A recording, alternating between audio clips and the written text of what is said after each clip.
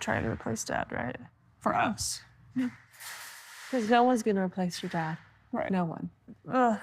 If you need a dad figure or a father figure or someone like that, he'll be whatever you need. Part of me is devastated for Ysabel because of what she said. It really broke my heart. The idea that she's worried that, David coming into her mother's life is going to sort of erase her dad. And it's like, yeah, it will erase him from her mother's life, but it won't erase him from Ysabel's life, because at the end of the day, that's still her dad. Yes, Christine can pick and choose whether or not she wants to see Kody, but the children, that's their dad. So she might make time for him as an ex-husband, someone she shares children with, but she won't make time for him because she's in love with him, or she feels the need to want to share anything with him at all. So I get why Ysabel is upset.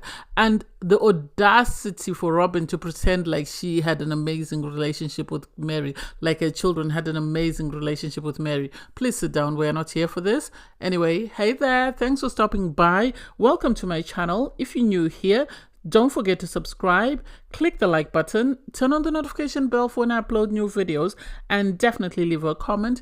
In this episode, I'll be reviewing Sister Wives, Season 19, Episode 10. As soon as I saw Kody and Tony, I was like, oh my God, what now? Why do we need to watch them? They get on my nerves. And then luckily, it was because Christine and David were going to babysit. I loved it. I loved how calm David was amongst the children. You didn't even need to teach him how to hold babies or whatever. It shows that he's really a hands-on dad, because apparently his wife passed away and left him with his kids. And so he had to raise his kids, and then he's had grandchildren. So it's something that it comes easy for him, and it's nice to see how relaxed as well the children were around him. It wasn't like they were afraid. I would assume they've been with him before, from the way they sort of behaved. Christine is on cloud nine. I love this for her. Yes, I was one of the people who was anxious that she's moving too fast with David, but at the end of the day, if she says she's happy, who are we to judge? And say, no, this is too fast? Because she has to live with the consequences of her decision. They were talking about, living arrangements. They bought a house, so they're already planning what they're going to do with this house. And this man appears to be all in, because Christine was saying, oh, we need a hot tub. And he said, I've already started looking. And it's like, this is a change for her, because she's gone from a marriage whereby they would need to sit down, the five of them, sort of decide on certain things and agree upon them, and then she would have to wait for Kody to sort of get his finger out of his and then, move on it. And so to be married to someone who or to be in a relationship with someone who as soon as you say something, they're actioning it. And now I understand why she's moving fast, because she can't see that this guy is amazing. If I drag my feet, someone else will come and snap him up. I don't know how the children feel, though. Because last time Ysabel was still very anxious. I don't know whether David has been spending more time with Truly, so Truly is comfortable. Because at the end of the day, Truly is the only child that matters, because she still lives at home with mom. So as long as she's comfortable with David being around, and David remembers or is a father figure to her and is loving, caring, and nurturing, then I don't see any problem. Because yes, the other older children might be worried that their mom is moving too fast, but Truly is the one who's the most important of all the children, because she still lives at home. I don't think any of David's children live at home. Apparently the home that they found is about 10 minutes or 15 minutes away from his daughter, and about 10-15 from Kody, which is ideal, because then they can help, as they did in this situation whereby they went to be childminders while Kody and Tony went out for a date. It was interesting to hear how the family functioned when the children were younger. Obviously, the Brown 13, in the sense that Christine, I've said this before, she's the one who stayed at home, and then Janelle and Meri worked and brought in, obviously, the income, and she sort of looked after the children, and that also saved them on income as well. And so you can see where the problem came into this family, in the sense that they had been functioning. They'd found a way of functioning as a unit. Meri, apparently, because Gabe and Gwendolyn are like 4 days apart, Meri had to take time off to sort of help them with the children, she said, and then Christine took over while the other two went back to work. And so to see that they were able to function like this and look after their children and not have any problems, and then have someone else come in and have a maid, it doesn't make sense. This is why I understand why Christine was asking that, what does the nanny do? Because all of Robyn's children, bar Solo and Ariella, are grown up and are able to look after themselves. Solomon and Ariella don't, one person can look after them. Christine had to look after all the younger children on her own. And we know that there were about 6-7 of them at one go because they kept coming one after the other. And so for Christine, Meri, and Janelle, I would get why they wouldn't be happy with Kody and Robyn having a childminder. Anyway, I digress. I don't know why I decided to add that in. There's nothing I love more than Meri's community, in the sense that for years she's had to be the odd one out in the family, everybody sort of calling her the villain. And so to see that she's now got a village around her, a village that will give her constructive feedback, a village that will love and care and bring joy to her, has been amazing, because she's with Blair and she's with Jenny, and they're sort of just renovating one of the rooms in a carriage house. I assume that is where she's going to make her bedroom. And so she's sort of talking about the fact that, you know, it's quite different for her, that, you know, she's now having to make these changes. And Jen is asking, how does Kody feel about you moving to Parawan? And she says Kody's opinion doesn't matter, because at the end of the day, he more or less wanted her gone for 10 years. So she's finally taken the hint and she's left.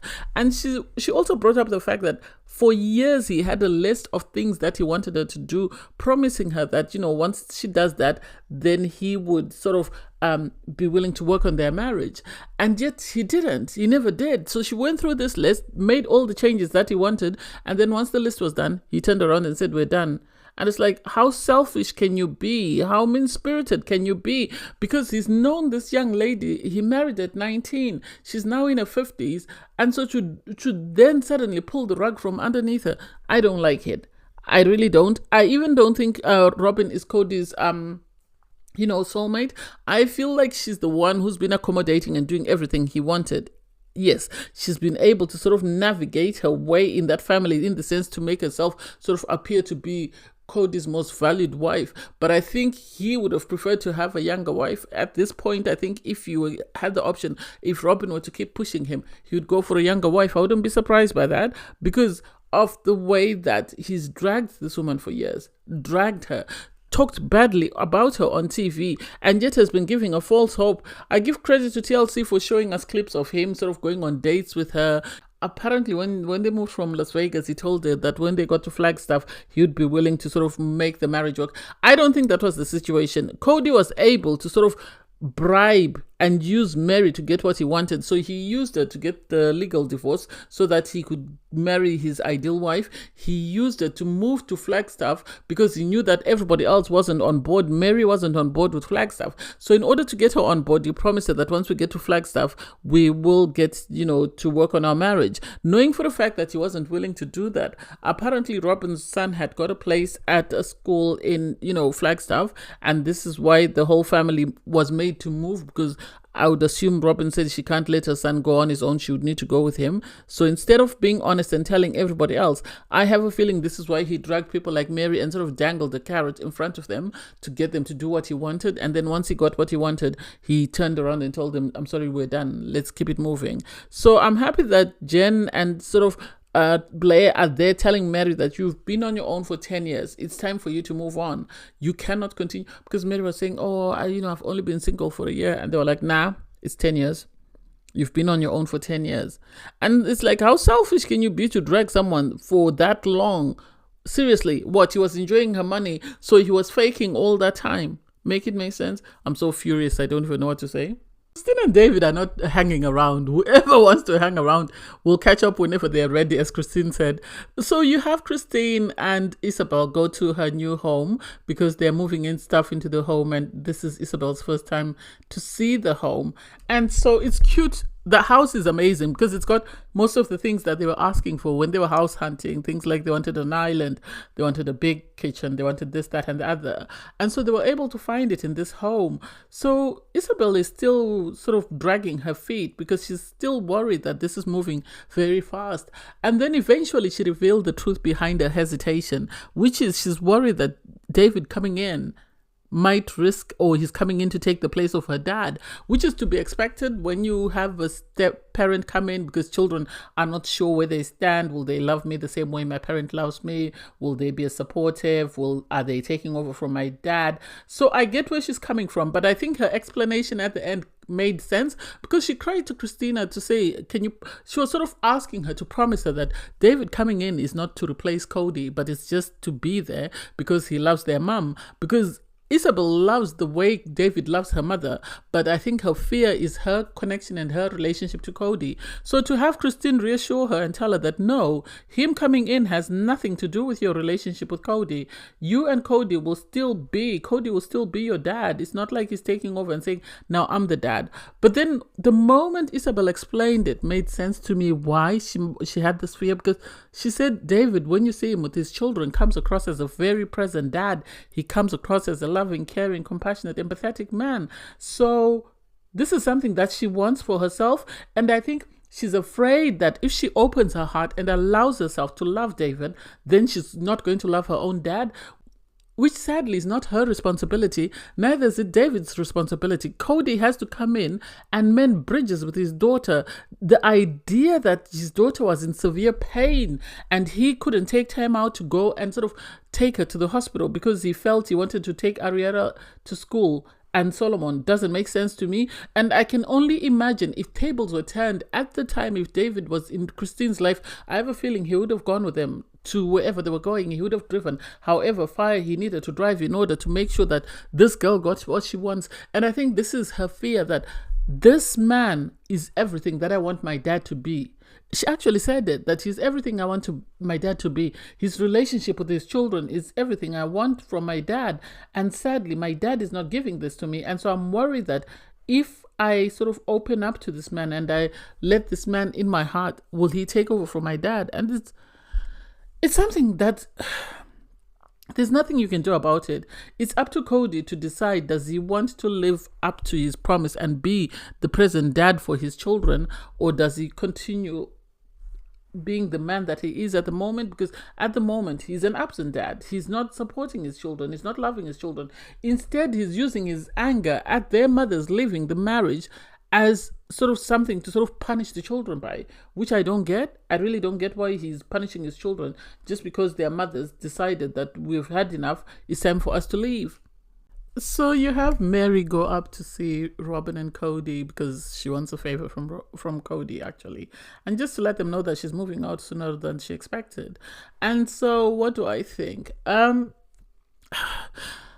I understand her going to tell them because they've been in each other's lives for a very long time. So as much as it's not necessary for her to tell them, just being cordial, it makes sense. So she gets there and she says, I've come, I want to talk to you. And for Robyn to say the M word, and it's like, seriously, do we think this child is an idiot? Do we think she doesn't know that Meri's moving?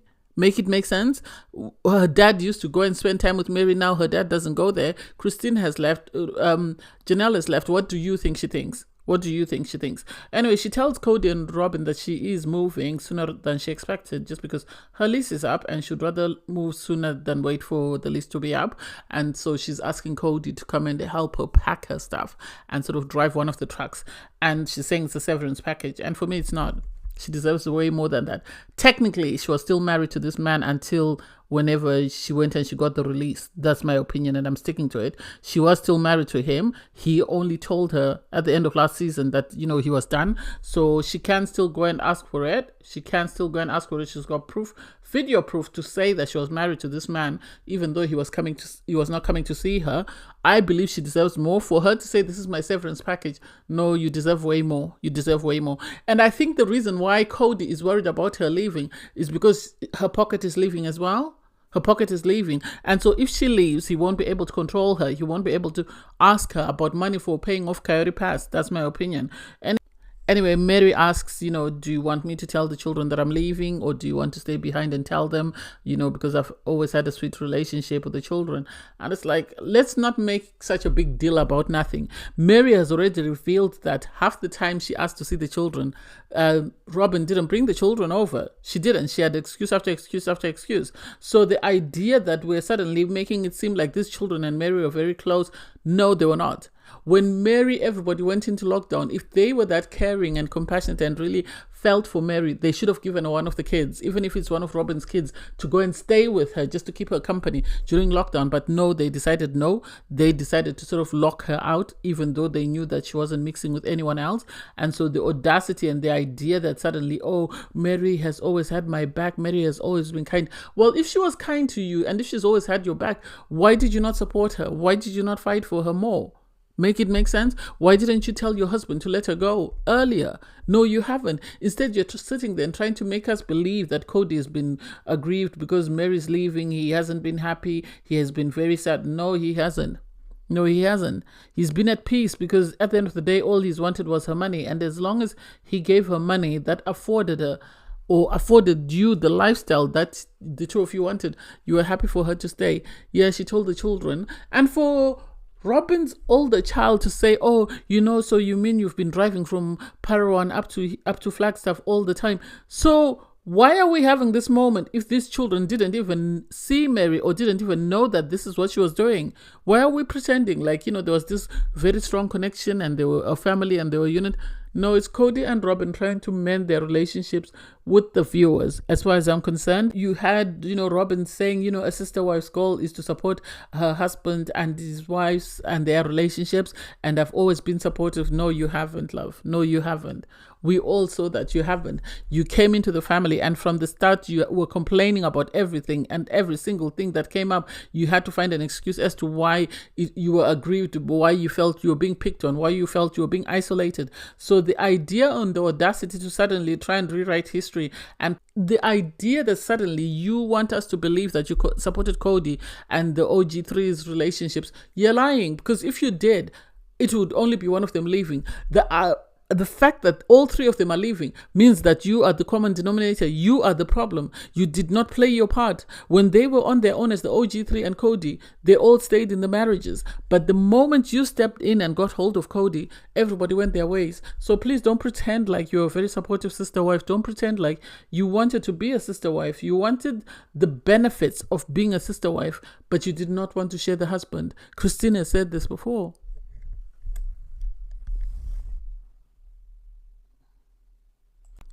You have David take Christine and Truly out, for his friend's birthday, and they're riding around. It was really cute. I loved it. I really loved it. They seemed to be very happy. And I don't think Christine expected to be proposed to. I think she knew a proposal was coming, but I don't think she expected it on that date because she was actually holding on to stuff and saying, can you take a picture of us? And then the moment she realized he was proposing, she threw her picture, her hat on the floor, her glasses, the keys, everything. She wanted to be prepared, and it was really cute that she finally got the thing that she missed out the first time she got married, because she's actually owned up and said, this is the first time that someone has actually proposed to me. This is the first time I've truly felt like I am in love with someone. So I am happy for Christine. I remember I said it sometime last season when I was reviewing that Christine's aha moment for realizing that Kody wasn't it and this wasn't what her life was meant to be came when she watched Madison, Aspen, and McKelty get married, because she realized that there's more to life and a relationship. I think seeing her children be loved, as she said in herself, is what made her make this decision to sort of leave Kody and start afresh and look for her person.